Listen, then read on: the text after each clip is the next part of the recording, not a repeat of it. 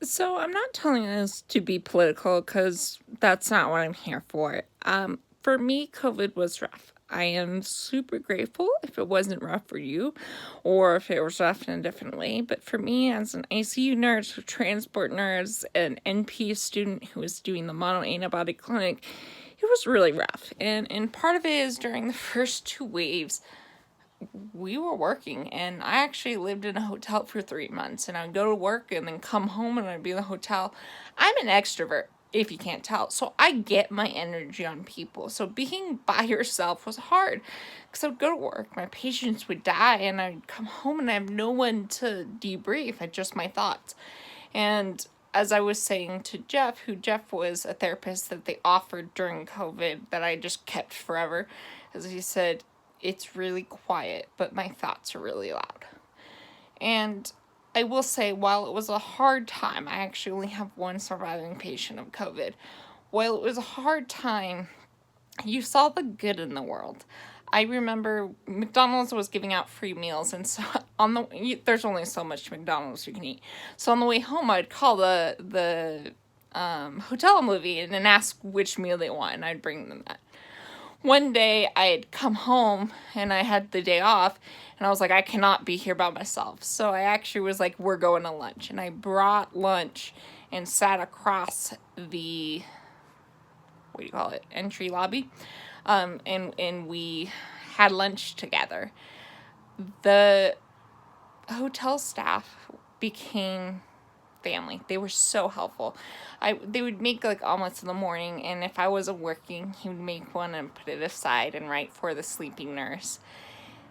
They would watch me come in, and when I came in at my end of my shift, they would look at my feet. And if I was wearing shoes, they knew I didn't have COVID, but if I was barefoot, they knew I had COVID.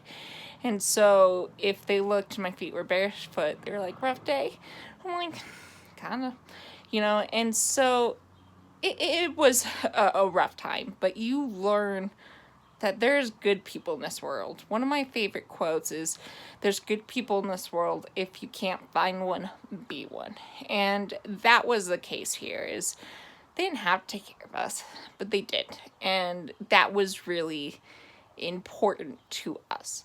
Well, it was Good Friday and I was working, and we had an elderly patient who has a history of stroke who was pretty much beat up and left in the rain to die. And it just was her day. She was going to die. We knew it. I'm calling every priest I can, but because of COVID and Good Friday, they won't come and do last rites. Then I learned later that apparently the Pope pardoned everybody, and I have some questions about that. Like, first, why couldn't we do that earlier? Because I'm sure somewhere in Michigan, there's somebody during the winter who's freaking out. And then secondly, how, do you just undo the pardon? Being like, you're pardoned, oh wait, no, you're not. I'm just curious, just want to know, not judging, just want to know. And so anyway, she was going to die, and I can't get a priest to come. And finally, I looked at her, I'm like, you mind dying a Methodist? And she didn't say anything, so I assumed it was okay. I mean, yeah, she was intubated, but she didn't do anything. So I pick up the phone, and I just start calling people after people that I know, the pastors. And finally, I get one on the phone. Her name's Rachel. I went to youth group with her growing up. I was like, Rachel, this person has had a horrible day, and they won't come to do last rites. I need you to pray for him. And she's like, honey, I can't give last rites. And I'm like, it doesn't matter. I already asked him if he can drive, or if she minds dying Methodist, and she didn't answer, so it's fine. But I need you to pray for her.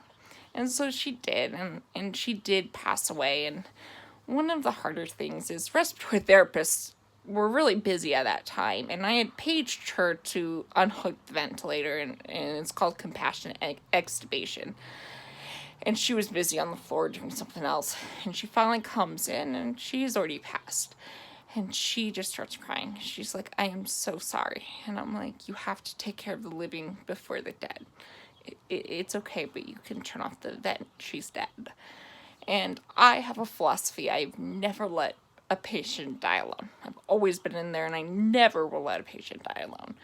But it was a rough time. And what I loved about it was you saw people come through in different ways, whether it's food, whether it's just being compassionate to the respiratory therapist, whatever it was. We got through it, and was it hard? Absolutely. But we got through it, and it's amazing how many good people there are in the world.